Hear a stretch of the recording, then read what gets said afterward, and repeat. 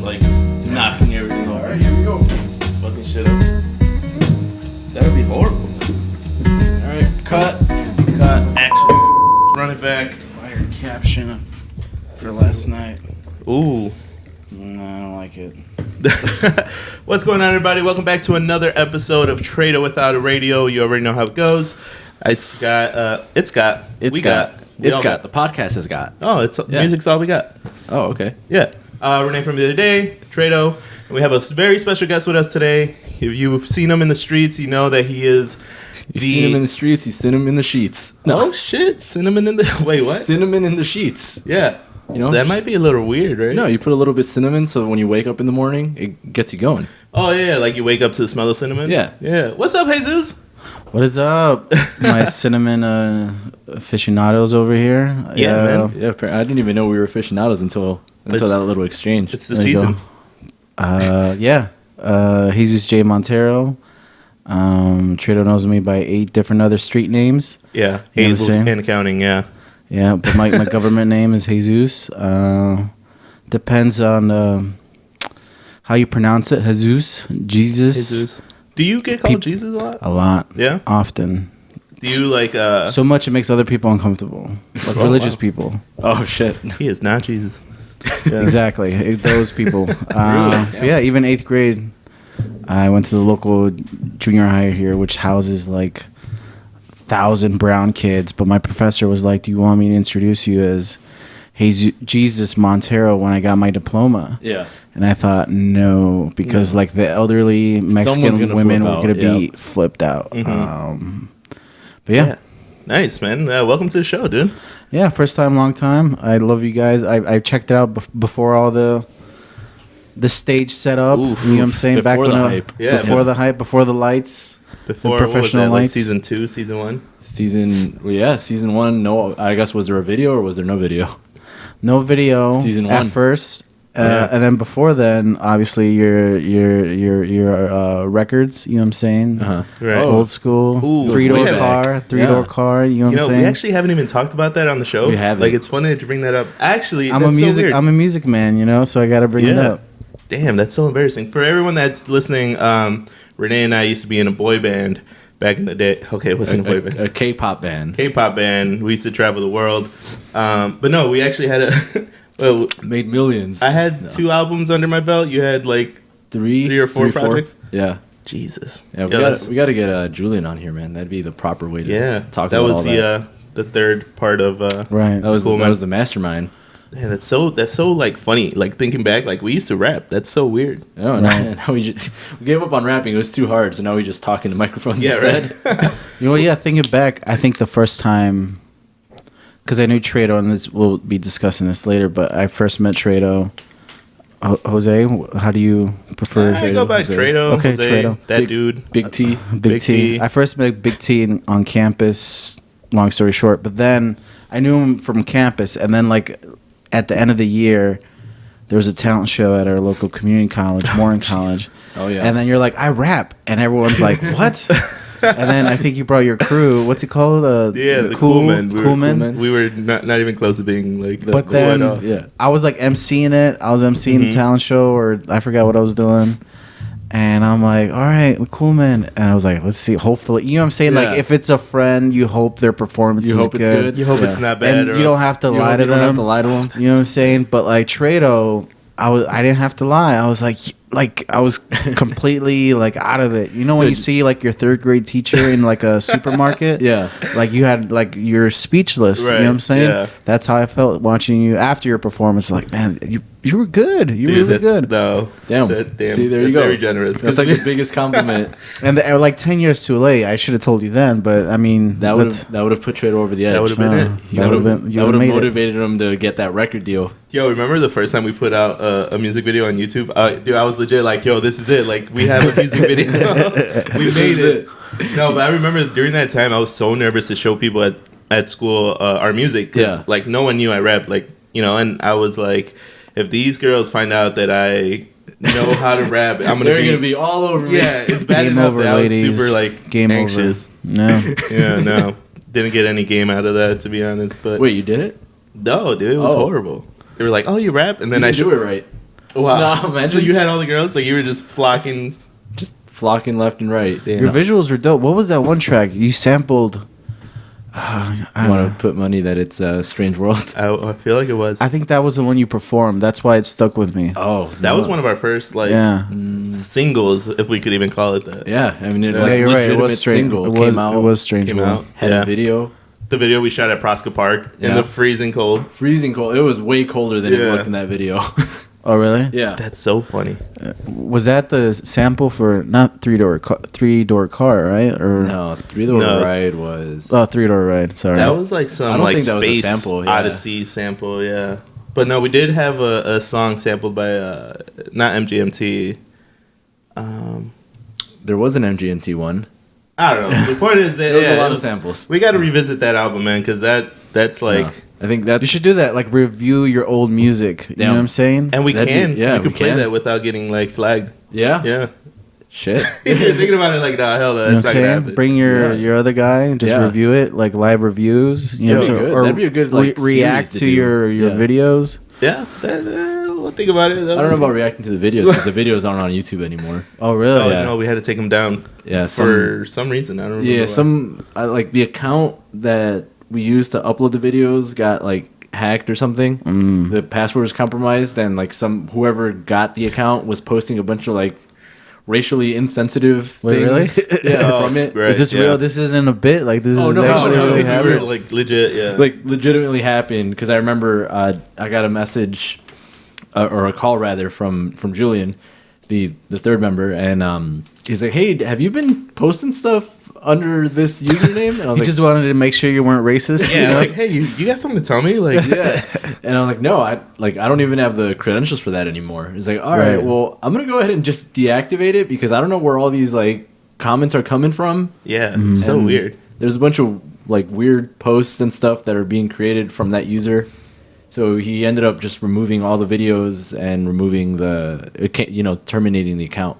So I Also- imagine he has the file saved locally somewhere. Yeah, But you know what's funny? Like on SoundCloud, we have that one song that has like 5,000 plays from like Bosnia or something like that. yeah. Yeah, we have a song on like one of our old songs. Literally has like thousands of plays from like this remote like. Yeah, some I don't know. random location in the world. Just they love that song. They love that song. Like we're probably famous over there, and no one Sounds like knows you who have we to are. tour over there in Bosnia. Yeah. Then. Yeah, probably. Your It's first, so your funny. first stop. Like, It is really weird because occasionally I'll get emails because I guess my Gmail account is linked to the SoundCloud account where everything is uploaded, and every once in a while I'll get emails like, "Hey, you should think about like signing up for like Pro or whatever it's called because you're like this track is getting close to its download limit." And I was like, Right. "What?" It was like, yeah, you can only download like 100 times on this track that's been so downloaded random. 98 times. You should check your email more often. I know. Yeah, no kidding. Imagine you getting invites from Bosnia. It's like, we love you guys. If that's the right accent, like, come through. We'll pay for everything. You know. Yo, I would be down. That'd be awesome. That'd be awesome.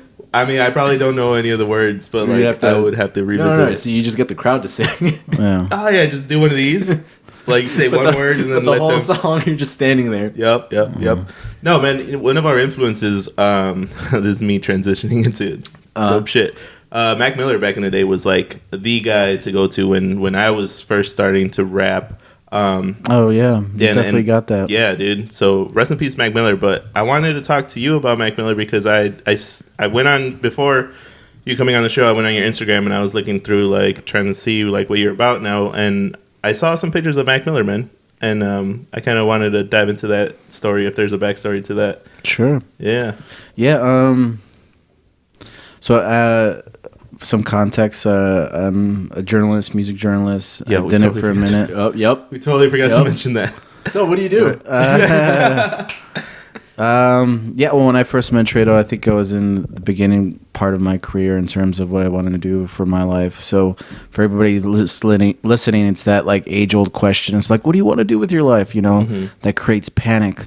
So I dabbled into music journalism, and I got a real niche for it, and I really enjoyed music, covering it, going to these different events and opportunities. I never had that privilege growing up, so I never got to go to concerts. So the first time I did get to go was for work, you know. And one of the first few concerts or festivals I got to shoot was like North Coast Music Festival. This was back like in 2013, and Mac Miller was one of the headliners at that time.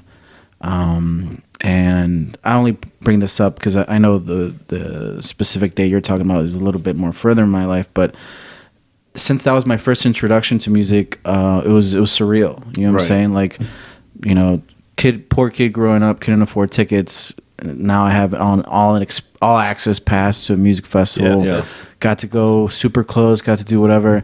And the last artist I got, I think it was, if I'm not mistaken, it was Mac Miller and Nas. They both were headlining that night for some reason, or I'm probably like conflicting days. Yeah, but I'm like Mac Miller had just as big a crowd as Nas did, which was like crazy. I think his crowd was a little bit more rowdier because I couldn't get to the front. Okay. And as like a media person, you have like passes to get to the front or whatever. Nas, I got up there, good spot. I think you actually went to that concert that weekend. Yeah, I was there. It was amazing. Yeah, and then Mac, like I couldn't, like I was just too far gone. So I at the time, new to my camera, got a 20 to 70 millimeter lens, which is just basically a telephoto lens, a long lens. Shot a crappy photo of Mac, super blurry. I thought it was the best photo ever made. You know what I'm saying? Right. As you should. Yeah. As you should. Now it's completely different. But fast forward a few years, a few concerts that I shot him. But one of the last few years I got to cover Lollapalooza. Mac Miller was in town. This is before the Divine Feminine came out. I forgot what year. 2017, I think. 2016. Yeah, that was right before Good AM. Yeah. And he was in town. He wasn't headlining Lollapalooza, but he had a good spot at a good stage. And I was covering Lollapalooza for press at the time, and I got an invite. He had an exclusive listening party of his album. Okay, which was pretty interesting. It was like co-partnered with Google. This was like when Google Cardboard was a thing. I don't know if you guys really remember that, but it was like 4D, VR visual things. So they had an event. They gave out Google Cardboards, but everyone was there to see Mac Miller. And it was industry things are like completely strange, and that just sounds like a strange pairing, but I'm all for it. How is that? Like, okay, but then we'll discuss that briefly. Yeah, but Mac was there. Some of his producers were there. Some up and coming artists were there too. But he was just mad chilling, chilling on the couches. All you could see, like the people that were nervous or the people that were with him, because of how they gravitated towards the room. It was like on a rooftop, like in the South Loop that like oversees Lollapalooza's Grand Park. Damn. And everyone was like mad nervous. I'm like, this is Mac Miller. We were invited. Like, I'm gonna go say what's up. Right. Yeah. Like, you didn't just waltz in there. You had like a proper invitation and stuff. Yeah, exactly. Even if I didn't, I would have done the same thing. Yeah. But went up to him, told him that quick little story. He's like, look, I associate Mac with like my intro into the world that I now consider my career, like my passion. So I'm like, thank you. Looking forward to hearing this album. I was wondering if I can get a few photos with you, if that's cool with you. Again, it was probably like a 2 to 3 tops 5-minute conversation on top of like our quick photo session that we had, and that was it. Like, I'm not trying to hype up like, yo, we got matching tattoos. We're best friends. Yeah, we're best friends. We got to eat our hot dogs. Like, nothing like that. Hot dogs. But that small interaction is just thousands and thousands of testimonies of how chill and open Mac Miller was with not only like journalists but fans, more importantly fans, and how he was just like, human is a weird way to describe a person, but I think in the music industry is a nice characteristic to tell. But he was really it was a great experience, and this was a pre like obviously his death, rest in peace, but it was a good experience. It was a good experience being able to meet him. I know we've seen him a handful of times, and I can only imagine like what it's like to actually have a conversation with him. Yeah, like, that's true. I mean, obviously you can't anymore, but like, what would you ask Mac if you had the chance to like talk to him? Yeah. I don't even know. I think it depends. Like what I would ask him now is probably way different from what I would ask him back in like what I would have asked him like after a show, one of the shows that we saw. Mm-hmm. Like after a show, it would probably be like the dumbest random thing that I saw like on his Twitter or like his Instagram. Right. If you remember his like post, he had like a series of posts on Instagram and like a series of YouTube videos when he was touring, where he had like this teddy bear with him. Oh, that's right. Yeah, he had like a stuffed bear, and he was like, it was like reading a book and like smoking a blunt and like doing all these random things with the bear. I'm like, bro, what the hell's up with the bear? That's like, right around the time he dropped that Caviar song, right? Yeah. He came back from hiatus. Yeah, so that and like the what was it called? The Plane Boat Car song. Yeah, he had like a collab with like Pharrell. They were gonna do like a slime. Yeah, album. they were gonna do a whole album. Like Pink Slime. I think at any point between like those 3 shows that we saw him at, it would have been like one of those questions. Like, some like like bro, like what's up with this album? Was he touring on those projects, or was this like, you know what I'm saying? Like, was it because it's early Mac then, right? Yeah, I remember the first time I saw him might have been like Macadelic, right? I think so. I think the first time, if I remember correctly, at NIU, that was the first time we saw him. Oh, it was a concert show. College show. Yeah, a college show. But I think either it was about to come out or had just come out, Macadelic, because he then went on a tour, which we went to go see him again in Kalamazoo. Yeah, that was and fun. It was like the same stage setup, and it was more or less the same track list. So it was kind of like I guess that college run was like the beginning of his tour. Yeah. And then so we saw that, and then saw him again in the tour. And then I can't remember the last time that we saw him was maybe like a year after that, or a year after that. Yeah. And then the last time I saw him was at Governor's Ball in New York. And he was like super wasted. I remember everyone in the crowd was talking shit. They were like, "Man, you suck." Yeah, you could tell he was slurring his words a little bit.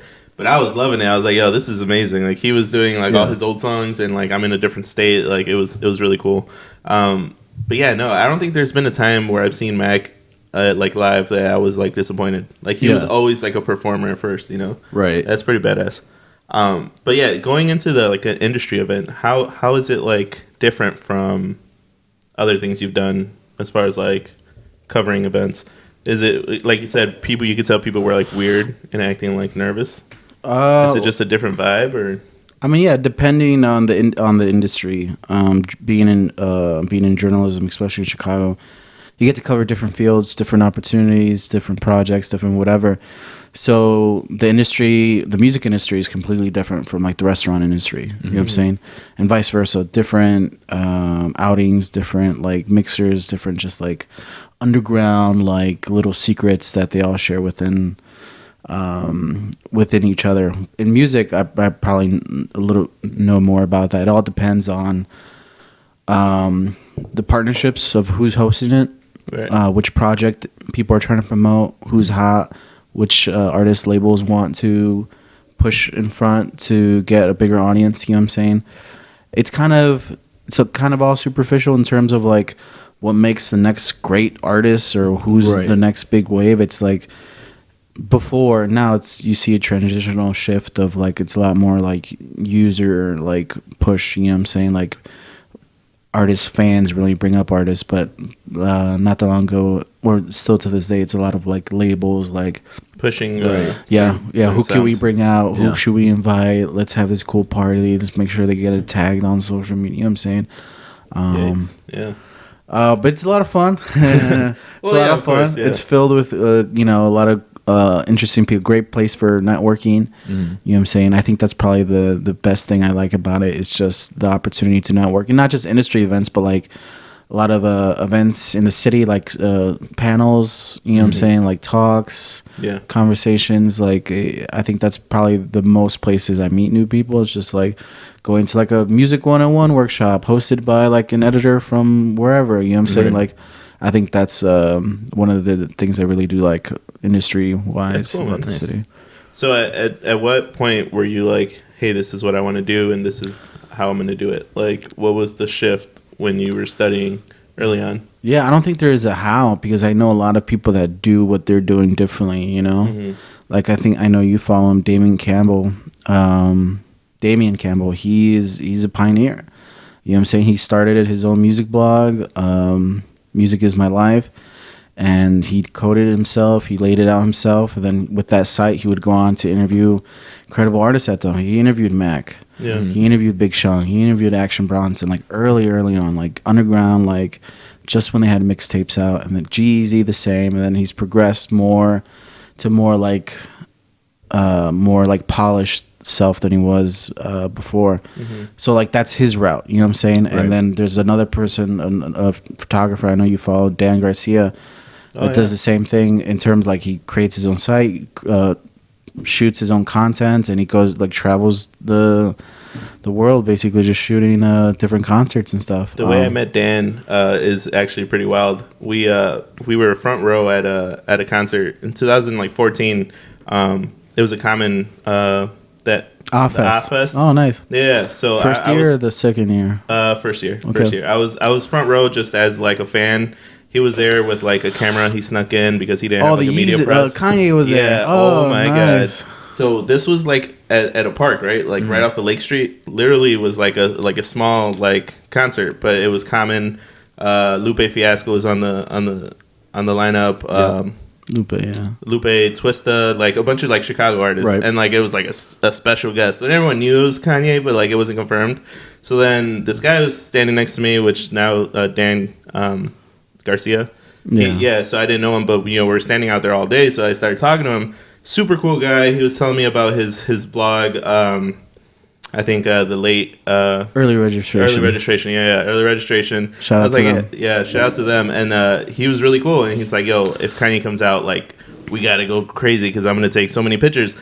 And sure enough, he took some of the best photos that night that later on I saw all over the internet. And I was like, yo, this guy is awesome. Like, he's cool. But Kanye came out and he literally was like, this is right when he was wearing the mask. So he started to get like a little weird. But he didn't come out with a mask. Like, he was straight Chicago, played all his like old stuff. And like, it was amazing. He freestyled with Common. Like, it was super dope.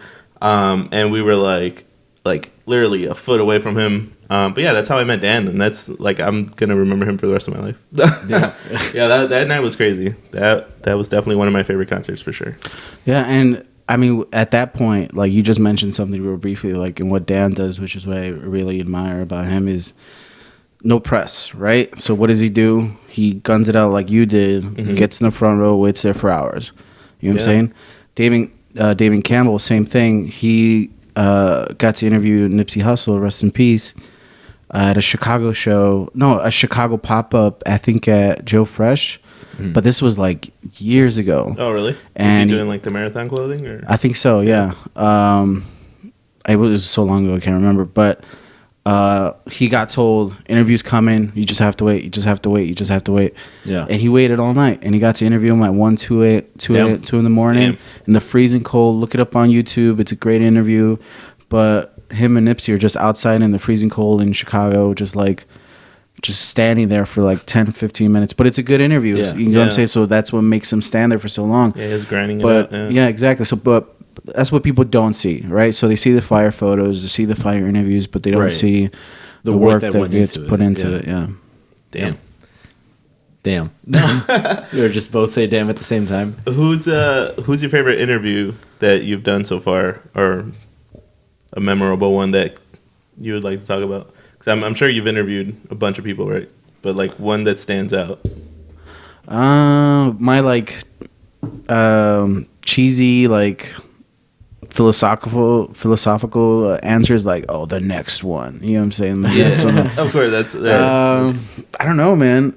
I don't have that like idea in mind of like who is super cool, just because it's like you never know who's coming into town. Obviously Chicago, so you have a lot of great artists, a lot of great actors, a lot of great musicians. I think looking back, the most surreal, without really realizing it, I'll mention two. So I'm not answering your question, but I'm sharing more than I should. First one was with Michael Pena, right? So he's an actor. He's in Ant-Man. He did the biopic Cesar Chavez. Funny guy. So he was my first ever interview. He was promoting the movie End of Watch, right? Incredible. Super nervous. I was like mad lightheaded as soon as the interview was over. I was like wobbling away. Yeah. I only bring that up is because I recently interviewed him like 2 years ago, and that's not recent, but 2 years ago for another movie, and he remembered me. You know what I'm saying? Because of what I said. Cool. Well, obviously how I look, because there's not a lot of Latino interviewers, and the fact that I was in Chicago. He's from here, so that was a good like little remembrance of like people remembering. You know, same for artists, but like I mean actors probably deal with it more. Second part is that was my first. I think he was my first, and the toss-up is between him or the RZA. Ooh. So he was I think either my first or second. It's cloudy. It's been a few years. I have to double confirm on that. But he was promoting his film Man with the Iron Fist. Okay. Yeah. And I was representing our community college newspaper. I was able to finesse my way into there with awesome. The bigger papers, you know what I'm saying? Mm-hmm. So DePaul's paper was there, Columbia's, Northwestern's. Then there was me, you know what I'm saying? A small little brown community college. And I asked the best questions. Nice. I could say that because he said that. Did you sprinkle in like a music question, or was it strictly like movie related? No, it was I halved and halved it. Just because I wanted to give him like props for actually trying to make them, you know what I'm saying? Yeah. Just, I don't want to be like, oh, when's that album coming out, you know? Right. Next Wu-Tang album. Yeah, exactly. But I think I overdid it just because I went in the suit, you know what I'm saying? Yeah. Everyone else was like in a t-shirt. Yeah, exactly. But he called me dapper, and he like, you know, when you like fix the coat and like fix the tie. So RZA got to fix my tie, you know what I'm saying? Yeah, that's memorable in itself. Yeah, like he probably remembers that. There was that one dude who showed up in a fucking suit. In a whole ass suit. Yo, I remember that. Like, I remember when I first met you, you were all suited up, and I was like, yo, this guy is taking, like, science class really serious. It's the only clothes I had, so it's all just facade. It's all fake. Yeah, no, that was awesome. And then, like, ever since then, it's like, oh, you know, he's just, the guy with the suit. Yeah. See, that's probably what RZA says, too. Yeah, so, probably. The guy with the suit. Yo, that could be your thing. Like, you just... Guy with the suit. Yeah. Buy it now on, what's it called? Dang. Oh God, what's Squarespace? Thank you. Squarespace. Oh wow. Yeah. All that for Squarespace. Buy it on Squarespace. Nice transition. Yeah. Damn, that's crazy, man. So that's pretty cool. I think you don't really, like you said, you don't see the work that goes into the interview until you see the final product online. So how do you do that? I guess what's your kind of process when you're like you're gonna interview this person? How do you formulate your questions? Yeah, no, a lot of people have different methods to like prepare, you know, and anybody, I mean, you guys do just the same. And a lot of people have different things that like parallel. So I know a lot of interviewers that do a lot of research. Mm-hmm. I know some interviews that don't do research at all and just like go on the whim. I think it all depends on the person that's doing the interview and how comfortable they feel with talking with people. Because some people could read people and narrate the line of questions specifically where it's not awkward. Mm-hmm. You know what I'm saying? But other people need that extra preparation. Mm-hmm. For me personally, I think it's a mix. I think if it's somebody that I'm comfortable with, or somebody that I'm really passionate about, then it would be a mix of long, extensive research to just a little bit more fun, personal questions. But that research is needed, and I think that's like a great foundation for any great interview. Makes sense. I ask because like as you may or may not be familiar with the Hot One series on YouTube. Yeah, Sean Evans, he's a Chicago native, went to U of I. Yeah. So like I know studied broadcast journalism. Almost every interview or every episode that I've seen, at some point he asks something where the person's like, how do you have this information? And so like the amount of prep work that must go into his interviews, like every time, regardless of who the guest is. And I was just kind of wondering based on that. I like how smooth he is too. If you notice, like he gets a lot of compliments from like his guests. They're like, "Wow, you really do talk like that." Like like he's so smooth. Yeah. I mean, you see the practice. You know, it's he's rehearsed it. You know, and he's incredible, but he's not like that just off the cuff. Like he put in the work to be like that. You know, and I mean, he studied broadcast journalism at U of I, and what's different from like traditional journalism to what he's doing is obviously the content of who they're interviewing, but is the dedication to it. You know what I'm saying? And I think that's what a lot of artists, a lot of musicians, a lot of actors face when they do press junkets, when they go to different cities to promote their music, is they're getting people that are interested in them, but they're only there for a selfie. They're only there to get like, oh, I got to interview Right. so and so, but they really don't care, you know. And people like Sean Evans, people like Nardwar, of course, you know, shout out to the guy. I was thinking of. You know what I'm saying? They actually really do care, so you could feel it through the interview, you know. Yeah, that's crazy. Yeah, it makes a lot of sense. Yeah. Huh. I think aside from interviews, you mentioned that you growing up, you didn't really like, you couldn't afford like concerts and stuff. How did you get into hip hop, like personally? Because everyone like, well, I know how I got into hip hop. Obviously, you got into hip hop a different way. What was your introduction to hip hop? Yeah, intro to hip hop was just blank CDs lying around. You know what I'm saying? Whatever was burnt. I would like find whatever my sister had or her boyfriend at the time, and now her husband.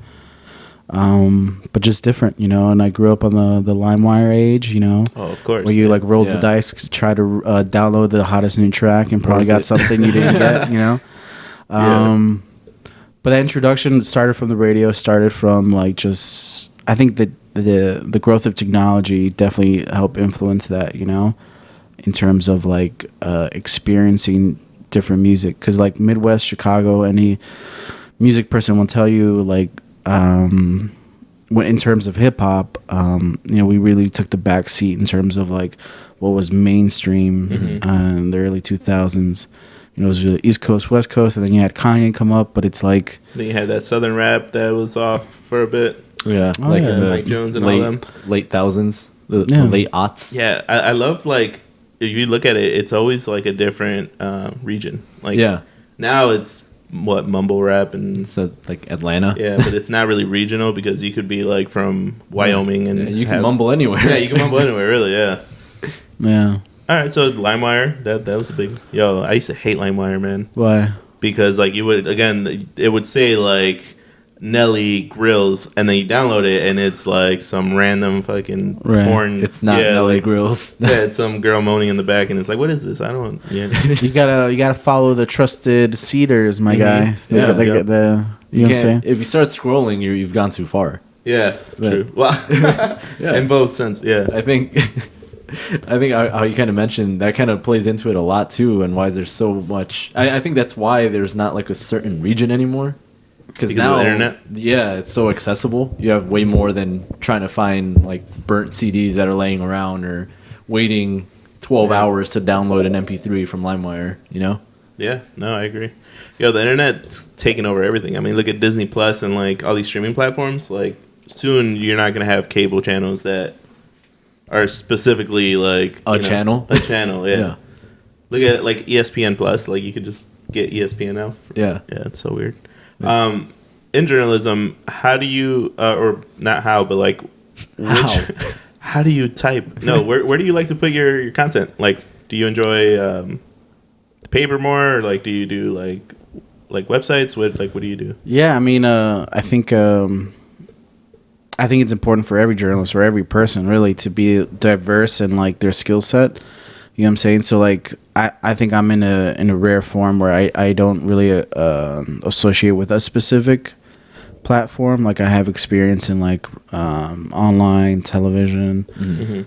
The only radio experience I had was with you really early on in the college career. But I think you need to be that diverse. One, obviously, because the journalism market is like really not looking good in terms of future job opportunities. But it's good. It's good for your reporting. It's good for the soul to be, I believe, a little bit more well versed in just you know different. I never met a successful person that's only good at one thing. You know, so even if it's music, if you're good at music, well, you know, challenge yourself to do it differently. Challenge yourself to write differently than you're used. You know what I'm saying? So it's like, so in terms of journalism, like a little bit of everything. You know, TV, online, print. You know, it's a toss up. Damn. What about you, Rene?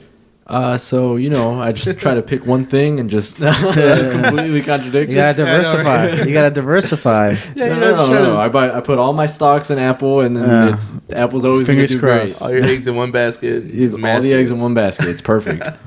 So with that, then diversification of your platforms and how you get your stuff across, is there a medium that you see that's the most accessible to people or that people most respond to? Like, I imagine that straight up print media is like the one that has the least amount of engagement, or at least the least measurable engagement. So how do you like keep that keep that together in your head? Because you can't like a piece of paper, Right. Yeah, and that's the long discussion of like impact in terms of like reporting or just journalism in general. You can't really market that, and people are trying to, because they're trying to make money off of that, trying to that's how ad people make more money. It's like, well, this is how our stories have this big impact or whatever. I think it's a mixture. Because there's some parts in the country where social media platforms that we rely on, not in the country, in the world, social media platforms that we rely on to tell these stories, like Instagram, Twitter, Facebook, because of their government or because of their lack of resources, they don't have it. Right. I know in some parts of the world, I forgot where, so I don't want to. You don't want to throw somewhere under the bus. Yeah. But I know in some parts of the world, because resources are limited in terms of internet, they use WhatsApp or they use SMS messaging system. Yep. So if you subscribe, then you get news delivered to you. You know what I'm saying? And like to the old school, like paper to the house kind of thing. Yeah. So I mean, regardless of delivery method, like if people find a way to like deliver the news or any sort of consumption, like to listen to music, to deliver films, like people got to find a way. You know what I'm saying? Right. You can't suppress art. You can't suppress like information. Like it's gonna prevail. So with that, do you see print media and like books, magazines, newspapers kind of being phased out by just new ways like ebooks and the such? Probably, but not in our lifetime. I mean, that's my personal like opinion. It's you hear it all the time, especially from all the old heads, like, yo, you gotta get out of this industry. Yeah. Newspapers are dying, this, that, whatever. It's like now more than ever, people are like debating or talking about what they saw on the news. Before, back in the day, people could care less. Like, right. Obama did that, who cares? But now people are like, yo, did you see what happened in the news today? I'm like, yeah, just so more accessible now too. Yeah, exactly. But in terms of like paper, or like print or whatever, it's like that may be gone, but like the work that gets put into it will never be. You know what I'm saying? Right. So instead of it being a newspaper, it's like a 20-minute video somewhere now, or it's an article that you see on some site. Yeah, and exactly, and you see it in different platforms. Like John Oliver, he doesn't associate himself as being a journalist, but he does a lot of journalism work and a lot of behind the scenes that presents news or information in a way that's easily understandable. Right. I don't know. Every late night host nowadays, like they start with a news monologue. SNL, the same thing. Yeah. I mean, pretty soon you're gonna see all your hype beasts like trying to promote their, GOP picks or whatever. It's yeah, it's a different field, and it's interesting. Yeah. Going back to Sean Evans, I wonder how he feels now. I wonder if he thinks like, yo, I never thought that I would be eating chicken wings as like as career, as a career, interviewing like the top people That's in such Hollywood. a great like idea as far as like interviews go. Yeah. To have them in that situation where they can't talk and they're like burning up. Yeah. Yeah, that's so cool. Probably get some more, more authentic reactions out of them too, because they're preoccupied with my mouth is on fire. Yeah. No. What's your favorite Hot Ones interview? Ooh, I don't know. What is my hot? Do you have one off the top of your head? Yeah. Actually, I'm excited for this Chance the Rapper one that's coming up this week. Oh, really? I didn't even know that. Yeah, This Thursday, yeah. But Kevin Hart had a really good one. Paul Rudd was really good recently. Yeah. I'm trying to think, and I can't think of any other one except for the Scarlett Johansson one, but that's only because you talk about it so much. Oh my god, I'm telling you. Have you seen the Scarlett Johansson? Do you rewatch the interviews? Do I rewatch them? Yeah. No, I think I just see them. I watch them once. And Okay, I'm just like getting a survey. Yeah, but I saw Scarlett Johansson one. Yeah. That was good. Yeah. That was good. I talk about it because I'd never found her like attractive. Okay. Until that interview where I was like, wow, she's actually really cool. Like it took her to like sweating out of her mind for you to be like throughout the whole Avengers like Nothing. It didn't do anything. And then I saw her in the interview. I was like, wow, she's actually really cool. Like, wow. Yeah, I would definitely eat hot wings with her. That interview did make her seem a lot cooler to me too. Just hearing her her speech patterns and just how she talks, not playing a character. Yeah, not like a freaking agent. Yeah. So it made her more human in my eyes. Oh, that's the one that's probably my favorite. I had to look it up. The one with Kristen Bell I really liked. But what is that? This is what I deal with all the time. Kristen Bell, she did the voice of Anna in Frozen. She was in the TV show, I forgot what it is. She's in The Good Place right now. Yes.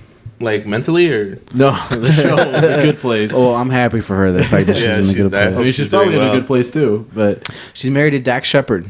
Ooh, that's even worse. Yeah, he was also on Hot Ones. Was he? Yep. Might have not seen that one. But no, I think that was in recent memory, that's my favorite one. There's probably some other one that I watched further along ago that I can't remember, but that was my favorite one. Yeah, I don't know how you guys keep up with like names and like actors and actresses. Like, how do you do that? It's so like. Oh yeah, that reminds me. Did you know who Michael Pena was? So he mentioned that he's an Ant-Man. Do you know which character in Ant-Man that is? No, but like.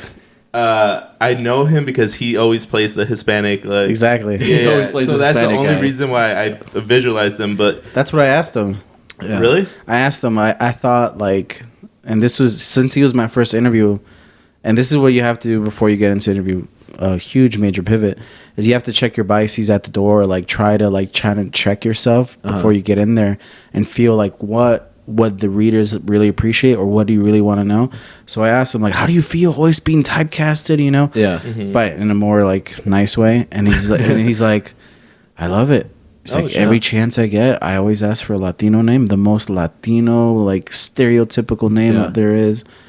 He said, I didn't do it once and it was for the movie Shooter and he had a name like Hank or something.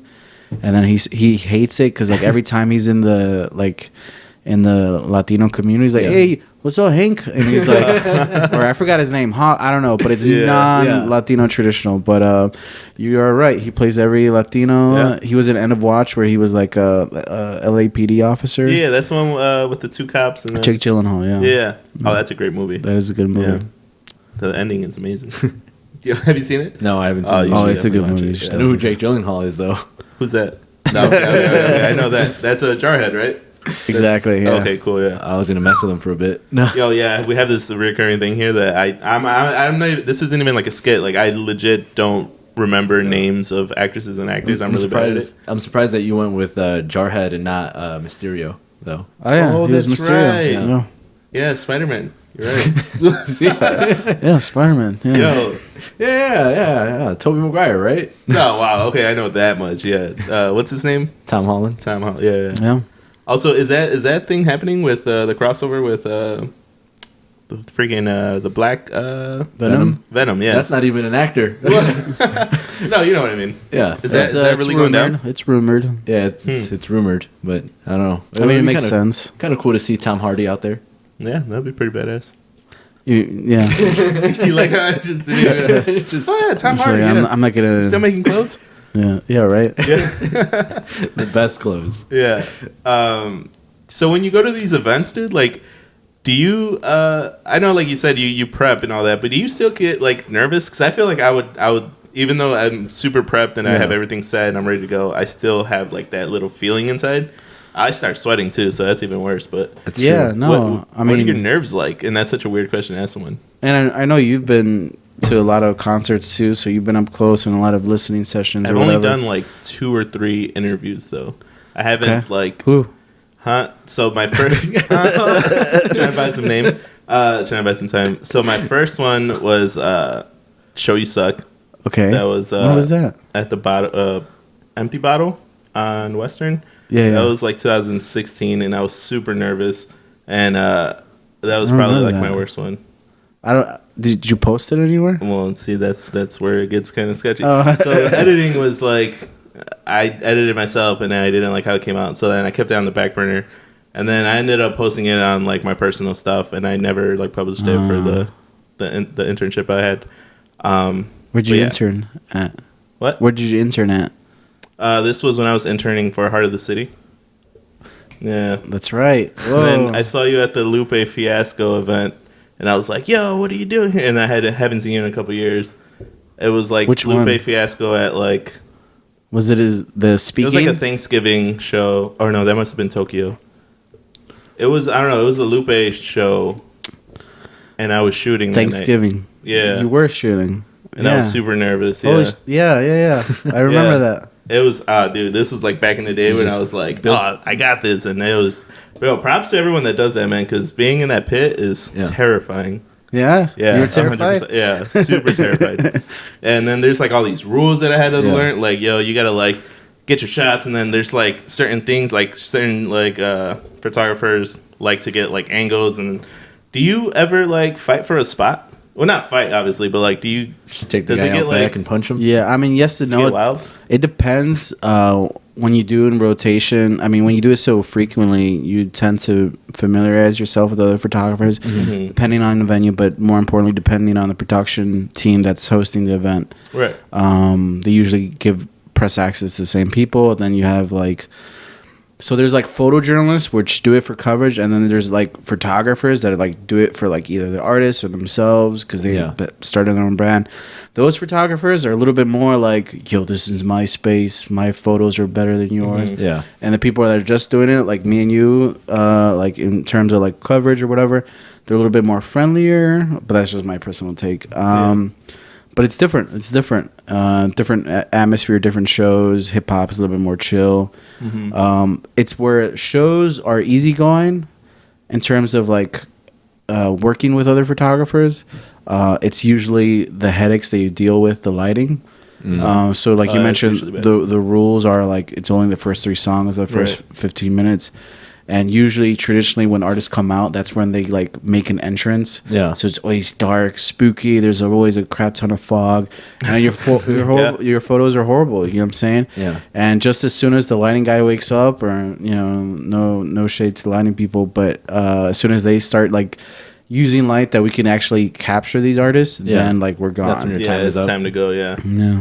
That's true. Because I've been to a handful of concerts just for fun, and I've been in like front rows, and it's super like dark, and you can't even see like the person in front of you. Yeah. But I always I love to watch the people in the pit, the photographers, and they're always like ready, like they don't fuck around, like they're literally there, like ready to go.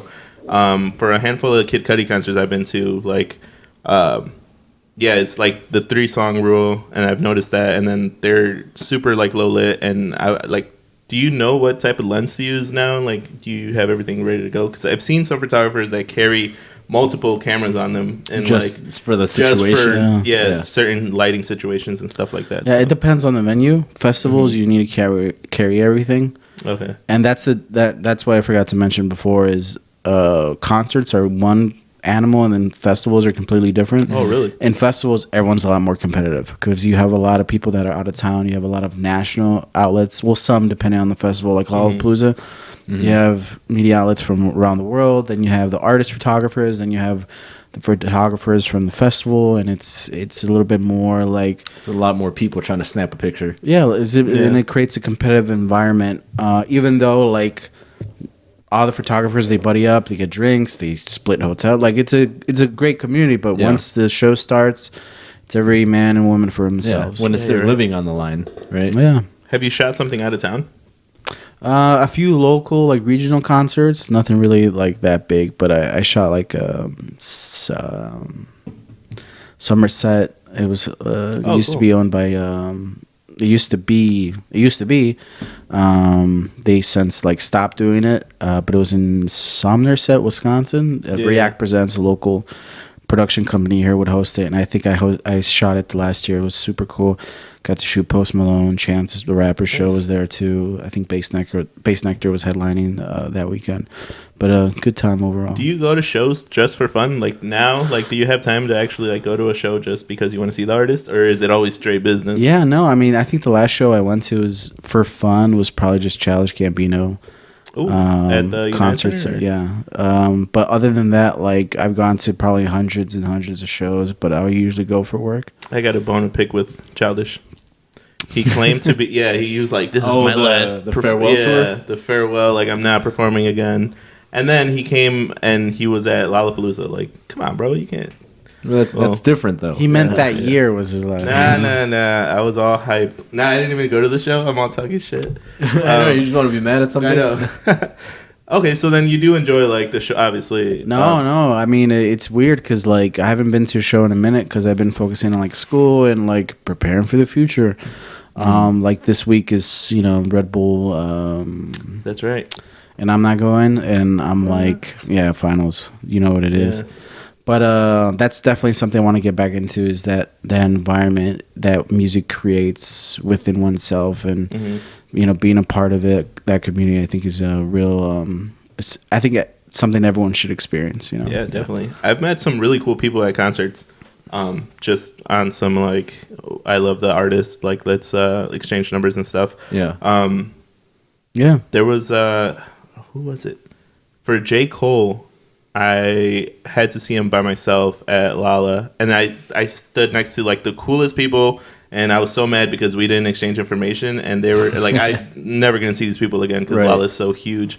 But yeah, no, concerts are amazing, dude. I think everyone should experience it at least once. There's people that don't like concerts, and that's so weird to me. Oh, I mean, I could see the argument. Like, you don't like being in large groups of people. Well, yeah, there's that. Get overwhelmed by loud noises or something like that. Oh. Prone to panic attacks or something. I don't know. Yeah, I mean, there's a mixture. Like once you get to right. But there's a mixture, and I know people like you go front row, wait like 8 hours, and then people that just show up. Yeah, show up and are just happy to be there. Yeah, and they go in the back, they chill, they dance, they drink, and then they leave. They may leave early. You know what I'm saying? Right. So it's a place for everyone, even if it is for a little bit. But you did a few hours for NMM, right? Was it 2013? What was that? 13, 14? Yeah, that was such a great. I think that was one of my last Lollapaloozas because I'm like, I'm getting too old and my knees hurt. No, but we did wait like it had to be like 10 hours. I want to say. Did I see you that weekend? No, maybe I don't know. I feel like I did. I was there for I'm pretty sure because I was there all 3 days. That was when it was Eminem headlining. That one was he brought out Rihanna. Yeah, he brought out Rihanna, and it was amazing. Like that was my first time ever seeing Eminem, so I definitely waited the 10 hours to be front row. And then the next day was like Outkast, which I mean, you got to see Outkast. That was Outkast. Yeah, and then the third day they hadn't done anything in years. Yeah, no, that was like their together. They were their amazing. Together tour. Yeah, they're hey, let's go rap together again tour. And then the third day was like Kings of Leon, which we waited for front row. That weekend I was exhausted. That was Kings of Leon. That was such a good show. Yeah, that was a great line. I'm not like a day one fan, but I'm like, yo, this is a good show. Yeah, it's not that you were old. You were just standing in line. You were standing for so long. And there is pros and cons because like I didn't get to enjoy Lala for like everything that it offers. Like because we were waiting for all day pretty much. Right. But yeah, no, you're right. There's some people that like to chill in the back, which is cool too. I've done that too. But have you? You don't sound nearly as excited to chill in the back. Well, no, like if it's someone iconic like Eminem, I've seen, and I was like, yo, I got to be front. Lauryn Hill last summer? She came for yeah, that one. I was like, yo, we got to be up front too because that's Lauryn Hill. Yeah. Where was that at? That was at that the Riviera. No, that was at a fest. It was a outdoor. Oh yeah. It was Pitchfork. Pitchfork, yes. Yeah, Pitchfork. And right before she got on, Shaka Khan was playing, and I didn't know who that was. And I was like, yo, why? Like, who's this person? Yeah, and it was so weird. But yeah, Lauryn Hill, like, Outkast, we had to see. Like, there's certain artists where I will wait, and Chance being one of them. Mm-hmm. I've seen Chance in front row plenty of times. But then there's other artists where I'm like, all right, they're all right. Like, Post Malone, I wouldn't wait for. Or, like, But then but then there's other people who are like, oh yeah, hell yeah, I would wait 12 hours to see Post Malone. Right, yeah. Man, but I haven't gone to a concert in a pretty long time. In a pretty while. Pretty while. Yeah. Pretty Not while. a concert, but like a music fest. I haven't done one of those in years. You got to start training. I gotta get my knees back, dude. Yeah, You start doing knee exercises. Yeah, you gotta do knee exercises. Start like standing up at work for long increments of time. Gotta hit the elliptical. Yeah, get the stamina going. Yeah, dude. They don't fuck around out there, man. Yo, these young kids are, dude, now everyone's like popping drugs and doing God knows what out there. Doing God knows I'm all what. concerned for them, but I also want to enjoy the show. Like, it's a whole different ball game, dude. Like, it's scary. It's been going on, man. It's been every concert. Like when I first started going, I'm like, man, this is incredible. This is crazy. You always see like people passed out, like drugs and this stuff, whatever. And then I recently went to one just to attend. I think I went to Riot Fest this past year, and then Wu-Tang was there, and then I just saw like the same. Yeah. Not the same people, but just like the same stuff. younger people. Like, oh, it's not a phenomenon. It's just all young people are idiots. You know what I'm saying? Yeah. It's some old people too. So if you feel, I think everyone needs to experience at least one like out of control. Like, yo, I'm messed up. How am I supposed to get? You know what I'm saying? Yeah. Like at a You're concert those, safely. You're with friends. You know what I'm saying? I'm not condoning drug taking, but I definitely support it. I'm not condoning it, but I encourage it. But if you want to go out there, go out there. Yeah, because I mean, why not? Life is short. You know what I'm saying? Experience the colors. Yeah. There you go. That's a good way to put it. Experience the colors. Just Yeah. slap that on a slogan. Put that on some billboards. Experience the colors. Experience the colors. That's actually a really You're welcome, good, Skittles. Wow. Fuck taste the rainbow. Experience the colors. Experience the colors. Yeah. You know, that makes me want to buy some January Skittles. 1st, everyone's going to experience some type of color. I'm just saying for marketing purposes. Skittles should jump on that. Like, It's a good one. like infused ASAP. Skittles. Dang. THC Skittles? Oh, game over. That'd be awesome. I think I saw those. That might be dangerous though, because if you think about it, if you're really high and you're like, "Oh man, I got Skittles," like, no, don't do it. You know, like you've had enough. It's the same thing. They got the THC infused goldfish, Oh yeah, I've seen hot chips too. the hot chips, Sour Patch Kids. They got basically everything. It's kind of ridiculous. Are you excited for this legalization? Yeah, first time, long time. Big fan. But I mean, it's just crazy, man. It's one, obviously, as somebody that believes that the government shouldn't control what a person does with their body in terms of like, obviously, marijuana has a lot of health benefits too. But it's like, it's so weird that it's so regulated so much that a lot of people of color are really suppressed by the incarceration rates that marijuana provides, and also the opportunity for police to use that as a tool to pull people over, to arrest people of color. It's like, man, one, I'm like super excited because like, yes, we don't have to hide anymore. It could be more open, this, that, whatever. But the second part is like, man, it's a liberating feeling. It's gonna be different. It's gonna be weird. Yeah. It's gonna be So hopefully the planet's around by then, by January, and doesn't explode Oh god. through climate change. Yeah, no kidding. No, hopefully not. I think At least as bad as the climate change is, I think we'll make it to January. Right. At least a hopefully. week into January. At least Just that first week. yeah. That's all we're I good. need. We're good. That's all we Like need to January check. 3rd, you could start messing up more. But yeah, give us a couple of days. It was a couple of days to have some fun. So I think at this point we're gonna take a quick break. When we come back, we want to play a quick game with you. Let's do it. I forgot the name. Yeah, I'm really bad with names. Yeah. Skittles or THC Skittles. There you Yeah, go. it's We're a gonna bring roulette. out two bowls, Yeah. and it's basically Russian roulette. But You have to with the take Skittles. a handful of both Skittles. Yeah, like the Bean Boozled. Like it tastes like shit. It's not Skittles. Yeah, We'll wait 20 minutes, and if you're seeing double, then Yeah. you lost the game. yeah. There you There you go. We'll be right back, guys. Stick around. Trade Without a Radio. You already know how it goes. Yeah, we'll be right back. Welcome back to Trade Without a Radio. You already know how it goes. Yeah, man. Great conversation so far, bro. Thanks. I was hoping, man. I did my research. You know what I'm saying? Like how we were talking about earlier. You know what I'm saying? Trying to bring it back. Yeah, that's such a cool insight to interviewing people and stuff. That's so great. Like, I don't know, you never really think of stuff that goes into it, and I think that's what I'm taking from this now. But yo, since we're talking about hip hop and all this stuff, I do want to kind of quiz you real quick on some Chicago lyricists. Oh man. Are you down?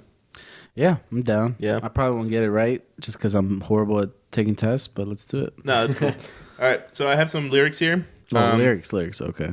I have lyrics here. You have to tell me the name of the artist and the name of the song. All right. I would probably get it half right, but let's do it. So I thought I had more than what I have, but I only have 2. So Two is here we go. fine. I am going to read it, and I don't know what does he get if he wins. He wins a brand new 2017. No, brand new 2017. That flat screen back there? Whoa. A brand new 202017. I don't know how Brand that new works. 2017 flat screen. There you go. All right, here we go, guys. You better hope these are hard. 'Cause if not, you lose your TV. It's good TV, guys. I don't know, you guys can't see it, but it's pretty big from here. Yo, Disney Plus later or what? Disney Plus. Disney Plus and Thrust. No. I'm on the Star Wars binge right now. So Star Wars. yeah, Did you bite the bullet? Are you subscribing or is this the free trial? I'm subscribing 100%. Okay. Yeah, This it's man, definitely worth this it. man commits, ladies and gentlemen. He's Yes. a committer.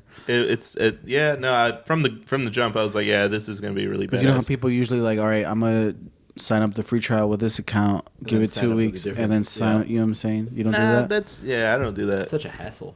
It's a hassle. Yeah, I was paying for Tidal for like 11 months without remembering that I had Tidal. Like, it was bad. That was you. That was me. Yeah, You were that the was, guy keeping there was Tidal one alive. man in America that paid for title continuously. It's because Kanye, man, he tricked us all. Yeah, I don't know. Okay, so This is not your first or last time being tricked by Kanye West. yeah, it's probably not my last. Yeah, No. I have a whole. We could go on this Kanye rant that I have, but I touched him when he was in Chicago. Did It was you the really? coolest thing ever. Yeah. at the Sunday service, or what? Yeah. What? Yeah, I touched his sweater. I never want Yeezys, can't afford them, never whatever. Same. But feeling his thing, I'm like, I want this. This is Yeah, it really? was the softest thing I ever felt in my whole life. Yeah, no. I've never never No. touched anything as soft as his No sweater. wonder he's always wearing those hoodies and like Yeah, joggers. you're probably dude. super comfortable. Yeah, damn. Wait, so you're a Kanye fanatic or? Not a You just- Kanye fanatic, but I I was lucked about out. to I hug just you. happened to be there. Yeah, I was about to Like, do the yeah, secret 'cause- handshake with you. I was about to say, like, you try how far back? Because my info on Kanye is just like fan surface level. You know what I'm saying? Okay, I mean, obviously, I know his albums, this, that, whatever. Trader but knows what he had for dinner last night. I did. That's what Yeah. I'm like. I know he knows. That's Yeah. why I'm like, a number one with lemonade lemonade. on the side. Yeah, Yeah. at Chick-fil-A. Yeah. There you go. You're right. No, but that's cool, man. So yeah, let's get into this real quick. Who's that rapper? You ready to play? Oh, that's a good. Yeah. Let's do All it. right, here we go. First one on the list, we have Agreed, a Mead notebook and a Bic that clicks when it's pushed, and a whack ass beat. That's the track that's weak that he got last week. Because everyone in the stew was like, that's that heat. Oh, I thought this was an easy one. No. It sounds like Early Chance, but I can't remember what song. Wait, is it? No, it's like you can't. The rhyme scheme seems like something Chance would use. You could try to guess as well, Rene. If Yeah, Renee, help I'm me out just, here. I'm just gonna guess wrongly. do you want a clue or? Yeah, you sure. got clues? Clue- Yeah. clue. So it's us up. definitely a Chicago rapper. All right. That's a great clue. That's Thank you. a horrible clue. Yeah, it's Chance. I don't know what. Oh, Cocoa Butter Kisses. No, I'm totally. This But is it is this Chance. Is, this is liquor, It's not guys. Chance. This isn't water. This is straight It's vodka. vodka. This is straight Kirkland vodka. No, it's not Chance. Oh, it's Lupe then. Yes. It's Lupe. Ah, Fiasco. you brought it up because there's a show this weekend. I mean, this week. There is the 21st. If you haven't gotten your tickets, check out the link. No, I'm Check out the link below. Check out the- Yo, I would love Which to do that for Red Bull. which Lupe is it? It is Hip Hop Saved My Life. Agreed. A Mead notebook and a Bic that click when pushed and a whack ass beat. That's the track that's weak that he got last week. Because everyone in the stew is like, that's that heat. A bass heavy medley with a sample from the 70s with a screwed up see, well, hook if you that said went. those If you lines, said Stack that that, cheese, something. I would stack that have cheese. got that one. Yeah. Not the before pre-cheese. All right. Last Yeah. one. Here we go. We invented rock before the Stones got through. Oh, that's Is that easy. Kanye? It's what I forgot the name of it. It was like somebody's everything. Yeah, That's, you got I mean, it, that's the chorus, but what's the name of the track? Everybody's something. Oh, Chance yeah, the Rapper. I love Yeah. that song. That's such a great song. That's a great song. That's such a Great it's- video, too. It's oh yeah, shout out Austin. Austin Besley, yeah. Yeah, I was able to go to his film premiere in Chicago when he had it a few That's years right. ago. I almost sat on your lap that night. Did you really? Yeah. What do you mean? So Dang. Yo, Yeah, this no is so- idea you almost I sat know on this his is so lap. random. You You were in the back though. You were like 2 rows behind me. No, I was in the same row as you. Oh, that's right. So yeah. So Austin had a premiere for this video he did. I mean, this movie he did. A feature film. Right? And I got there a little late, so the seat was like first come first serve, you know. Right.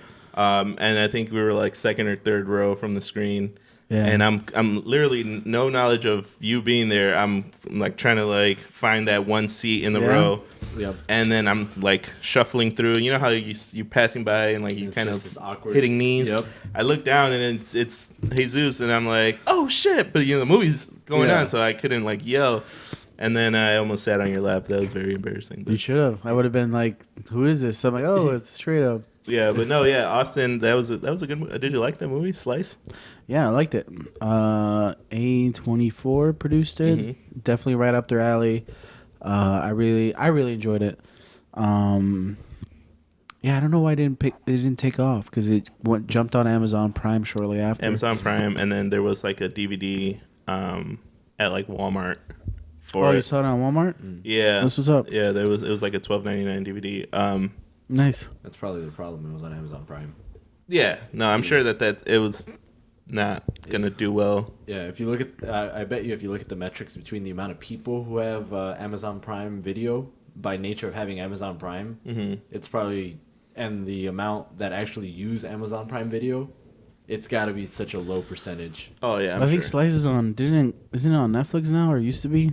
I think so. I think they moved to Netflix. I watched it again recently. Yeah. It's got good rewatch values. It's kind of long, but I like it. It had a good cast too. I mean, Chance was on there, and then you had that girl that's Zazie Beetz. That's in Joker. Yeah. I took a wild guess. Yeah, how'd you know? Got it. You got it. Yeah. Hey, good questions, real quick on the lyrics thing. Totally snoozed on the Lupe one. I was gonna do more, but all right. 2 is enough. Two is where I draw the line. Where I draw the line. Yeah, no, that was good. And luckily for you, he only got one of the questions right. Right. So that's a 50%. That's a failing grade. So you don't get the TV. Oh, you don't get my brand new 2017 TV. All right, but if the listeners here, you have a chance. So submit your request to be on the show. Yeah, you know what I'm saying. There you go. You can come on and away win with the this TV. Yeah, we do walk-ins every Tuesdays and Thursdays. That's how I got in. Yeah, jeez. Actually, he was outside. We were just walking by. No. He's like, "Hey, you come in here." Hey, you look cool. No, yeah. You want to run into the other game? I think it's funny that we actually did that same bit on, like 2 years ago on an episode. Did we? Where we were explaining how we got our guest, and it's like, yeah, we were just some random guy on the street. We pulled him in here and just started recording. Just started talking to him. He turned out to be pretty cool. Yeah. Delivery was way better this time. Yo, that's crazy. Yeah, only took 2 years. Yeah, 2 years was. I'm telling you, that practice, man. 2 years ago was not the same show we have now. No. But shout out to everyone that's been following us for 2 years. For 2 years, yeah. That's what's up. Yeah, especially to the people who were around 2 years ago, stuck around for that whole 9 months where there was no episodes. Yeah, we disappeared for 9 months. Why did we? We just we would have. Our count would have been definitely over 100 by now. Yeah, that's 9 months that we missed. That's like at least 30 episodes. Yeah, that's crazy. What are we at? 47? 47 right now. 47, yeah. You know those Basement Yard guys that Joe Santagato on them? Yep. They're at like 201, but they're literally like, it sounds like amazing. Like, you know, I don't think. What do you mean sounds amazing?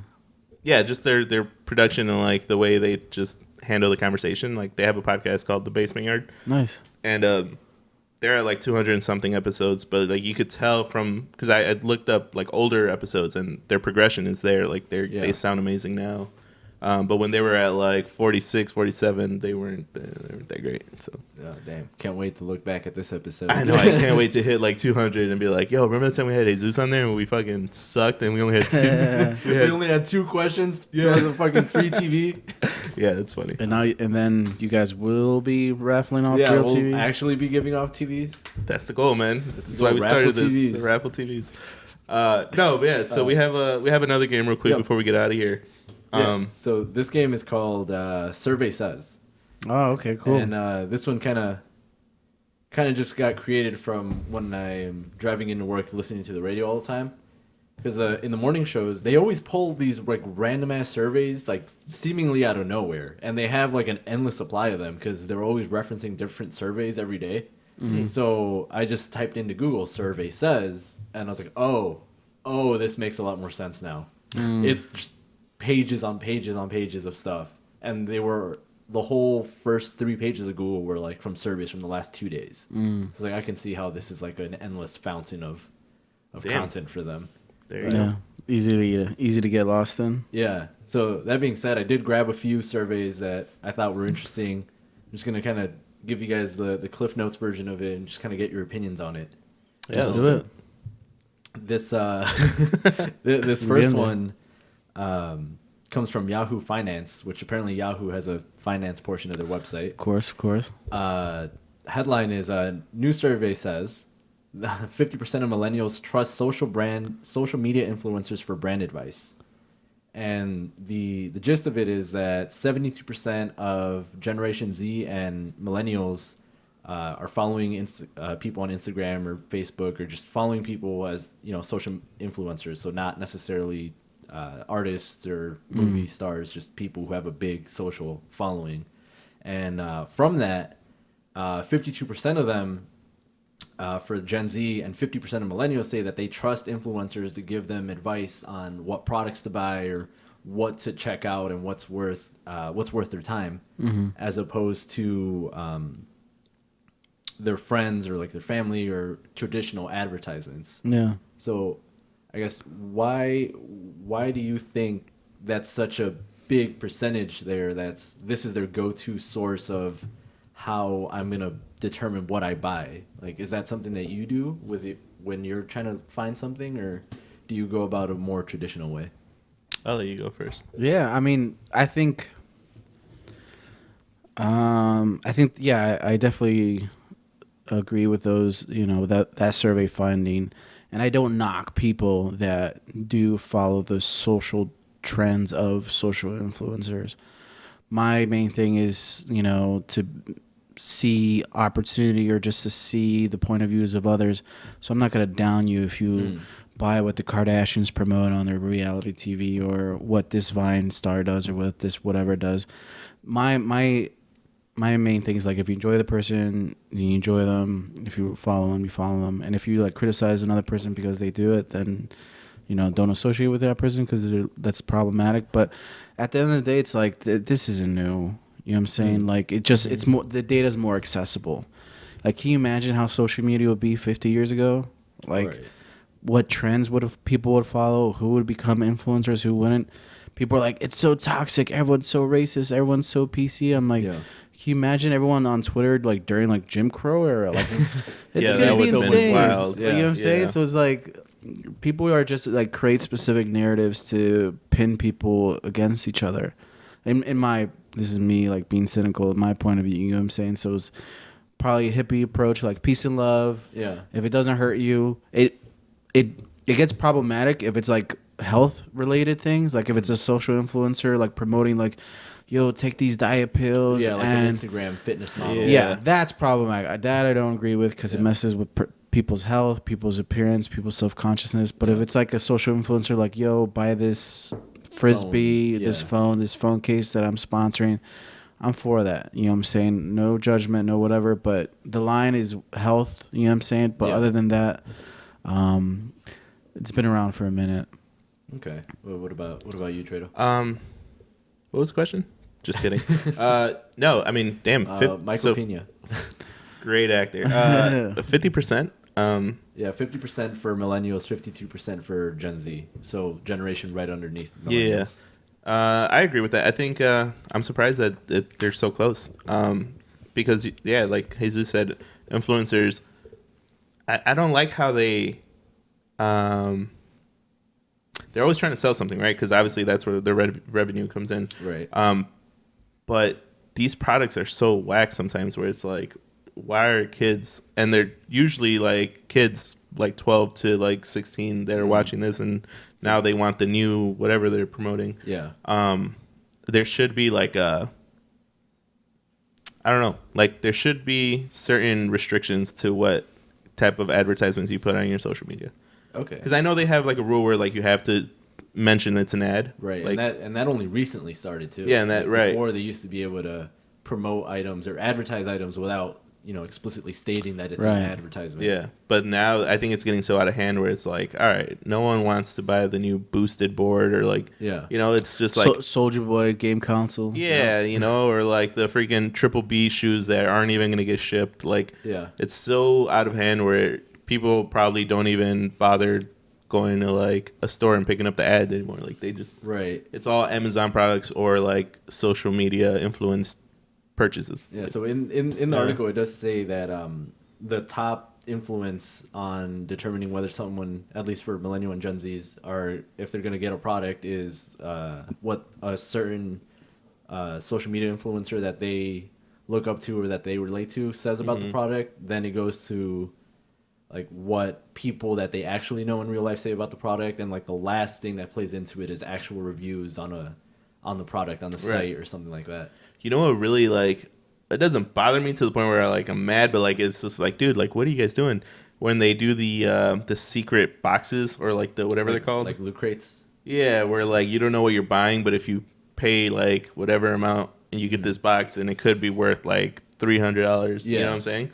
That's wild. Like kids are wasting their money on something they're not even guaranteed. Like that's crazy to me.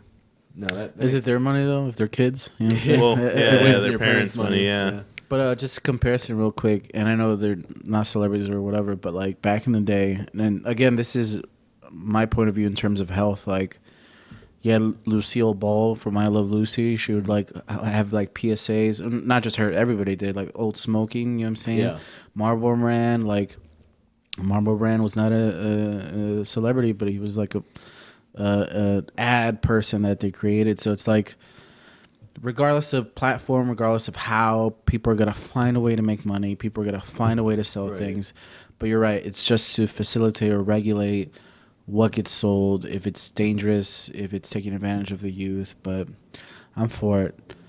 But if you want to rock like Kanye and Kardashian gear all day every day, like that's you. I'll judge from afar, but I support your choice.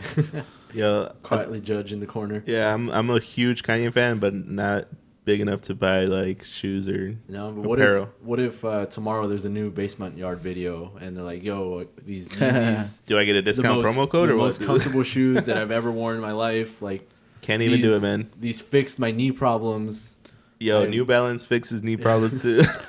No, I don't think I could ever spend more than like $100 on shoes. Like that's just crazy. Like I wouldn't even rock like Jordans anymore because they're like ridiculous. Yeah, the whole shoe game is like disgusting. Disgustingly I had to opt out. Yeah, disgustingly great. Yeah. Okay, cool. I just wanted to get some input on that because I know it is really weird, but that's, as I was reading, I was like, yeah, that's usually where I go first when I'm looking at something like that I want to buy. The Amazon reviews. Well, no, just like if it's something specific, like if I'm looking at microphones.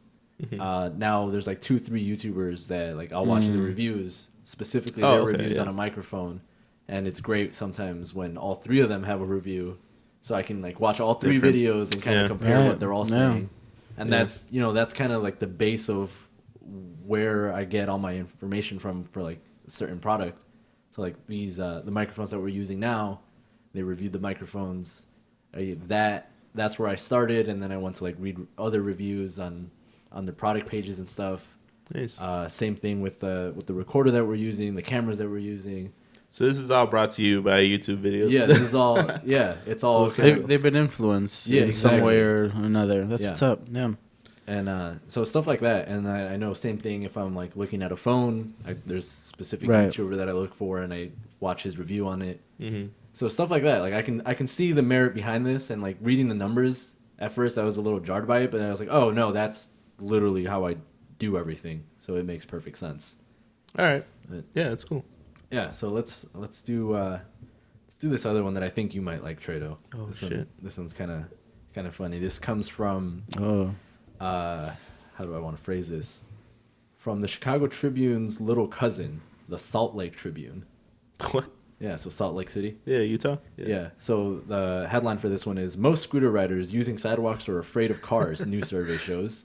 One time. And so there's a story there. There is, yeah. Salt Lake City just they recently allowed the e-scooter companies to move into the city and kind of beta. I don't know if they're in beta test still or if they're just full rollout. Okay. But one of the companies, Lime, which is pretty prevalent, I think they're like in every city that has e-scooters. Right.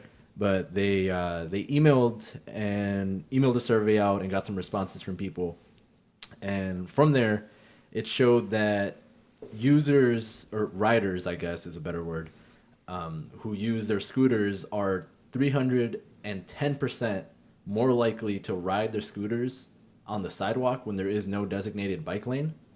And of those same responses, 82.2% of them said if there was a designated bike lane, I would use the bike lane instead of riding on the sidewalk. Right off the bat, Treto, I know I recently saw you on a Lime scooter. Yeah, okay. Let me just give you my knee was hurting, right? So we're in Milwaukee. Milwaukee. Yeah, we're in Milwaukee, and we're getting to this. Where we're going from the hotel to the podcast convention. Yeah, I believe so. So he's like, "Yo, let's just take scooters." And in the back of my head, I was like, "Yeah, but we could also like walk or maybe take an Uber." Like, yeah, I'm down for walking 2 miles. And then he's like, we'll take the scooter. We'll be there in no time.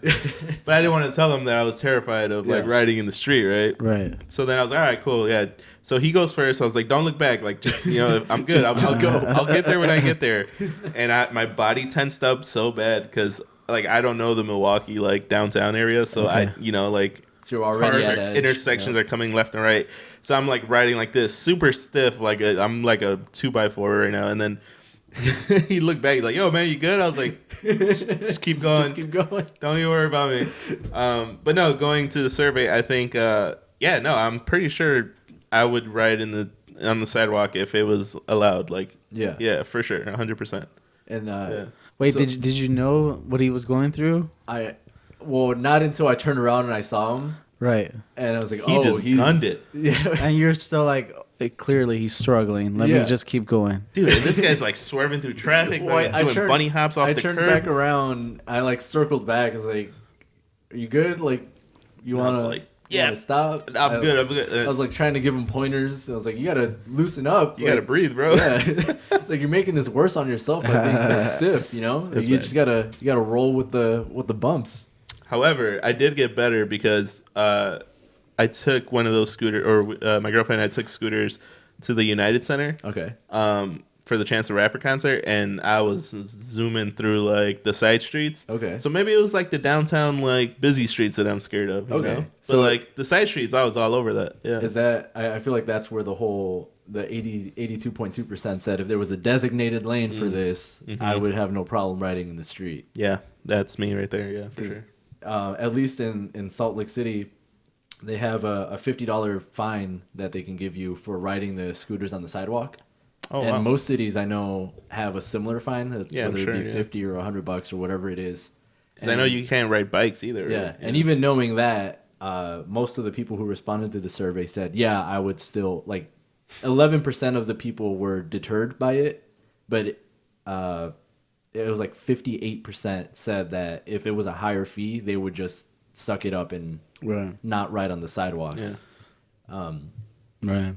So do you think that would have helped you, or would that just made you more nervous? Nah, man, I'll pay the fee if I get caught. Like, I don't care. I'll just, it's either that or like going head on towards a freaking minivan. I'm paying the fee for sure. And I guess, is this for you? Have you ridden these scooters? Do you know, how do you feel about these? I'm good. I haven't been to what city? The survey was in Salt Lake, but they're in Salt Lake. They have them in parts of Chicago. Right. Typically, like just to the left of the loop and like the northern area, avoiding the downtown traffic. West side has them too. Yeah, I've been to a few cities recently where they were present. New York this past summer, not in Manhattan, or a few spots. In the morning, it's like completely free. Like traffic wise, Chicago, San Antonio, and what I saw was like the people that were taking them, look like they would take scooters. Like they're at that level of like comfortable or comfortability / like craziness in their eyes. You know what I'm saying? But me personally, I'm good. Yeah. It would be a nice thing to do, like during the summer. It's like a first date kind of thing. Like, oh my god, let's do it. You want to, you know what I'm saying? Yeah. But like, in terms of transportation, like nah, like Really? Right. That's like I don't know. It's just to me, it just seems odd. We're not odd, but it's people are gonna die in this, you know. Yeah. And I don't want to be that one. You Yeah, know what I'm saying? The first statistic. Yeah, I don't want to be that one. You know, the same goes like, I'm good. I'm just like good. why would we risk our lives going to Starbucks and we could just hop in this cab and pay like $6? Yeah, but you're paying $6, whereas if you got on the scooter, you're paying like $2.75. Yeah, That's why I'm saying it's like a first date or like a vacation thing. Yeah. Like if you were visiting in a town and they have like roads, like all right, cool. You know what I'm saying? Like I don't know how to describe it, like Chicago wise, like. Yeah, I haven't ridden them here in Chicago, and Because we have like bike lanes. Yeah, we have bike lanes like in the loop, but outside of that, you know, it's like on Milwaukee Street. Also, they go fast, man. Like you could. You can really hit some speed on that. Yeah. Get some speed and fall over and stuff. But I don't know. I really enjoyed them. The first time that I rode them, I was in LA, and we took one Uber, like a traditional Uber. And then after that, we just rode scooters everywhere, and it was great. See, I feel like LA is a little calmer. Like, were you downtown? Were you like? Yeah, what this was part like of LA? the downtown Chinatown area. Oh, okay, that's still a little scary. Yeah, but if I'm like in Venice Beach or something, We did it in Venice as well. I would ride the hell out of the scooter. Yeah, that was really really fun. But then same thing in Milwaukee. Milwaukee's roads were a little less than optimal, so that one was a little worse. Yeah. I was like, one good pothole, bro, I'm flying. Like I'm hitting the curb. And I guess that's the way I think of it too. It's like, well, if I'm gonna fall, I'm gonna get hurt worse if I'm super stiff, like Treto is. There you go. So I might as well just be loose with it. Shout out to Trey. Yeah. Yeah. Shout out to Treto. I check myself to make sure it's not like old man syndrome, like this new technology, you know. But I'm like, okay, scooters, I'm good. Bikes, people are crazy drivers. Yeah. So, but I'm checking myself. I'm like, no, I'm not old. I'm not whatever. I think I'm just saving the dangerousness when like Uber, like helicopters become a thing. You know what I'm saying? Like, throw me up in that. Like, I'm down. I'm down for that. You know too. what I'm saying? Like, I'm down for like if I'm gonna go out in a blaze of glory. You know? Or what if they have like these big ass drones that could just carry you? Yeah, I'm down for like, that. yo, strap me up. Let's do that. Let's hover over this traffic and get me to my spot. Right. I know they're kind of playing with that idea in I think downtown LA and in parts of New York. Yeah. Oh, really? They have like a shuttle helicopter that'll take you to the JFK. Oh, jeez. And it's like it's remarkably cheap. It's like 10, 15, maybe $20. Oh, you would think it'd be more expensive, right? 'Cause it's like a luxury ride. It takes you like to the terminals in the airport, and it picks you up like at some random rooftop. It's like 2-3 different rooftops that have helicopter landing pads. That's really cool. Yeah. And like the end goal is to have that just everywhere or common enough within big cities that you can get to and from airports, avoiding traffic. Wasn't Elon Musk doing something with like super underground tunnels? Yeah. Is he still doing that? I mean, it's still happening. I don't know what the no update is. Yeah, where they're at with that, but it'll happen sooner or later, I guess. Wasn't there a thing on the Joe Rogan podcast where he's like, "Yeah, how do you even start that?" He's like, "Well, you dig a hole." Like, yeah. He was asking. I was like, no, but what about like permits and all that stuff? Like, you're making a tunnel. It's like, well, no, you just tell them you're digging a hole. You don't need a permit to dig a hole. It's my property. What are they gonna? I'm allowed to do what I want on my property. Joe Rogan's like, whoa. He's like, I'm just digging a hole. Are you serious? Yo, I love Joe Rogan's reactions to things. Yeah, he has some good reactions. Okay, cool. I got one more for you guys. Let's do it. And this one's a little less fun. So maybe I should have paced these out differently. So this one's from Inside Higher Ed. So Inside Higher Education. Yeah. This one is called Speaking Out in the Classroom. And this survey was basically taken across the United States and the District of Columbia, or the U.S., including the District of Columbia. And it's gauging how people in a college classroom setting are how comfortable they are with presenting a not popular viewpoint, regardless if it's correct or incorrect. Just how comfortable they feel saying something against the crowd. So in the survey, they indicated that 58% of female graduates were confident having a minority opinion on whatever topic, and that they were relatively comfortable. It was a 1 being not comfortable at all, 5 being very comfortable, and 58% responded with a 4 or a 5. To the same question, 10 points higher, 68% of men said that they were a 4 or a 5 on a comfortable scale with the unpopular or minority opinion. I found it interesting and started like immediately applying all this like gender social roles and all this stuff to it. Of course. Outside of that, is there anything that you guys could kind of think that might be a determining factor why 10% more male versus female students are comfortable holding a minority opinion or speaking one out in a classroom environment? Yeah, that's a good question. I mean, when you look at the makeup of higher education, there's more women in the university setting than there is men on average, which is surprising because there's more men CEOs, there's more whatever, when majority of people in higher education are women. So I'm not saying there's like strength in numbers, but I think that definitely does play a factor. Being in a classroom personally with very few selected men, with a majority of women, it definitely deters or affects how you present in the class. And the same plays. You didn't mention race, but I mean race plays a huge factor as well in terms of comfortability in speaking in the classroom, regardless of an unpopular opinion or not. And Treto could probably attest to this because at Morton, where we originally met, is a community college made up of like Hispanic, students. So Hispanic class, but then when you transferred out, I went to DePaul. That wasn't a luxury anymore. It was mainly white. So again, that's another factor into sharing. So of course, I would feel more comfortable at Morton, where there was more people like myself than I would at DePaul, where it's a lot more wider class, but I felt like because of my position, I needed to share my opinion, even if it wasn't what the mainstream opinion is. Yeah, I guess, for lack of a better term. Yeah. But then I found myself disagreeing just for the sake of disagreeing, which wasn't what I really felt. You know what I'm saying? Just like playing devil's advocate, but. I think different factors are at play, but again, I think you have to look at the gender makeup and the ethnicity of the classrooms.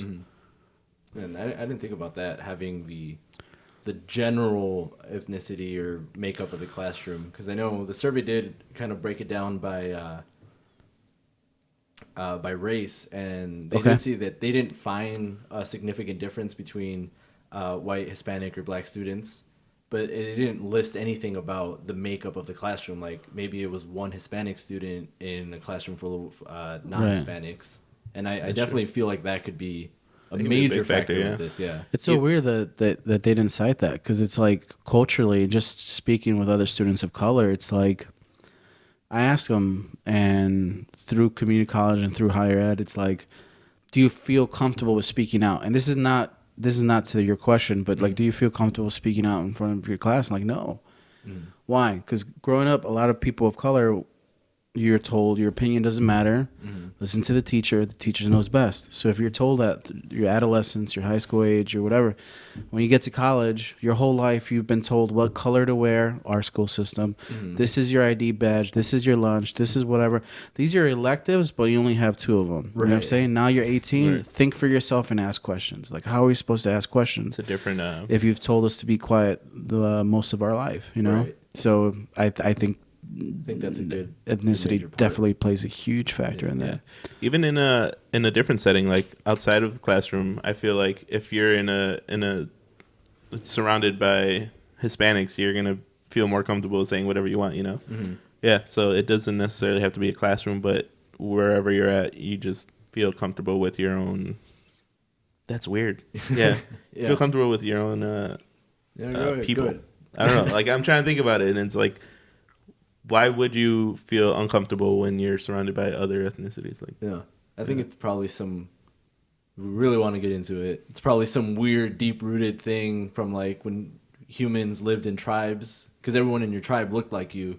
so if you're outside of your tribe, you don't want to speak out or you're more on edge. voice your opinion. Yeah, when you're outside of your tribes, and it probably helped, with evolutionary wise back in the day when if there was a different tribe, that tribe was probably trying to kill you.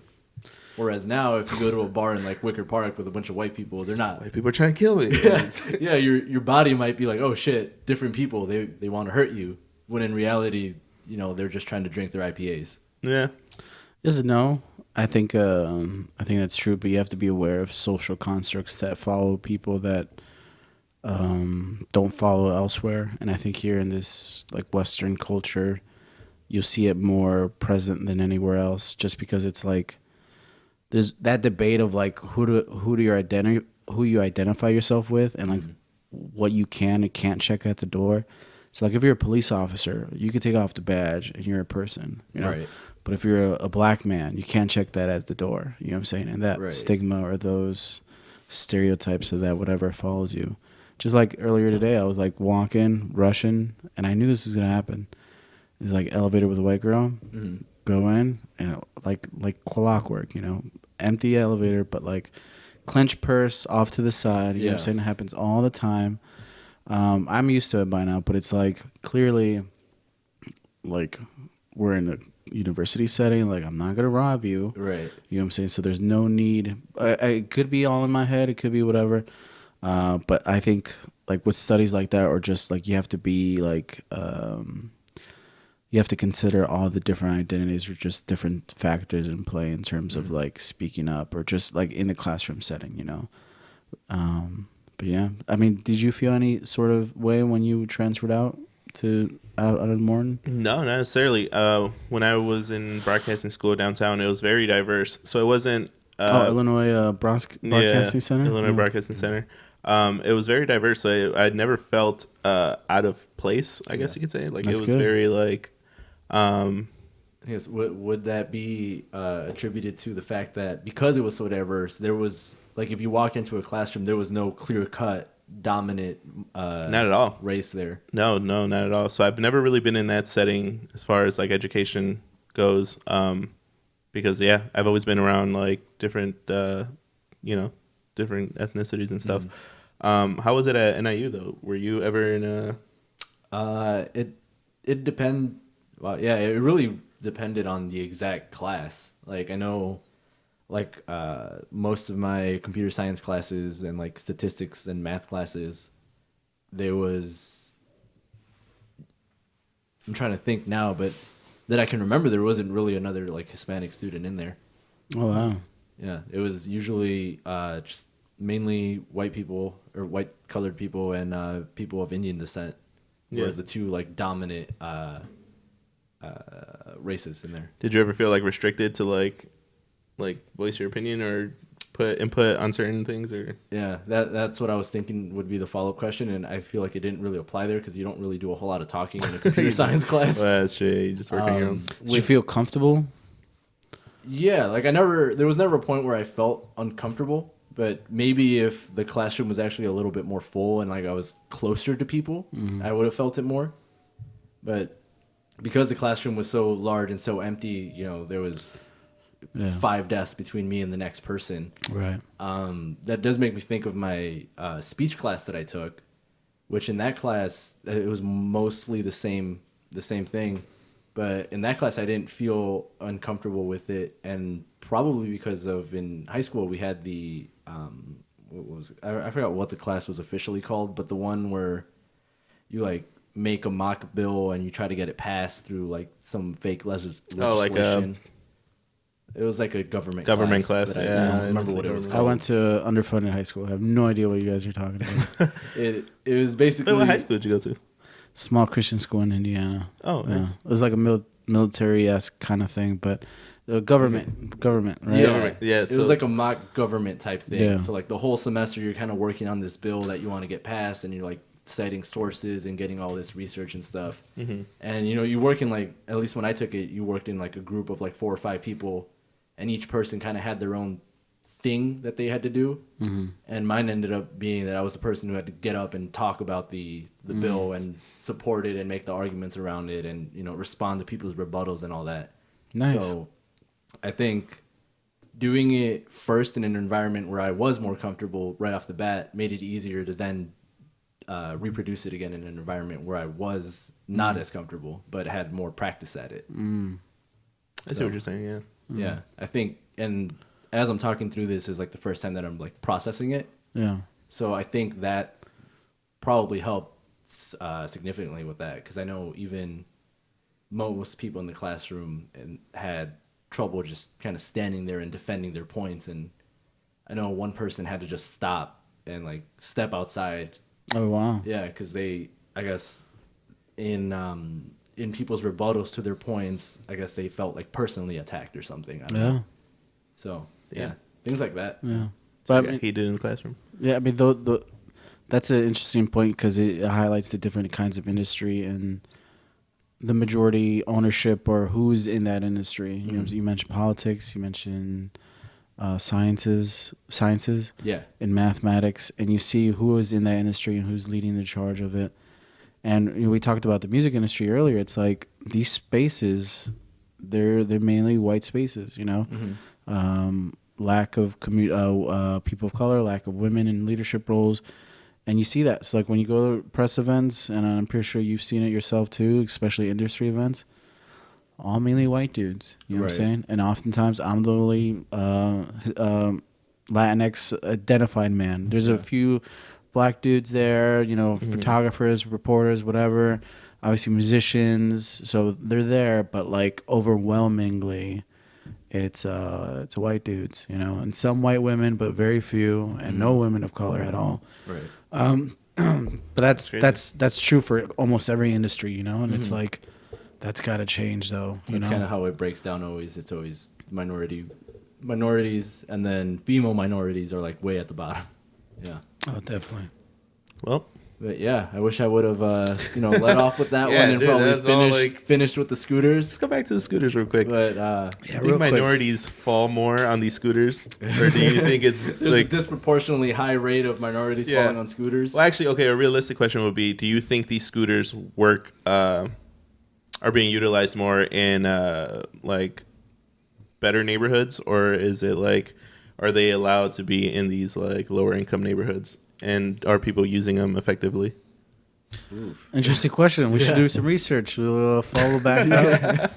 I don't know. No, that's a good question. Yeah, and a good story idea. I'm gonna steal that. Yeah, definitely. Well, that was Survey Says, and I think we could wrap it up with that, man. Yeah, that was a good segment. Good. Yeah, yo, Jesus, thanks for joining us, man. I appreciate it, man. I really, really enjoyed being here. Thank you, guys. Yeah, for sure. Is there anything you want to plug in, or anything you want to shout out, or you got?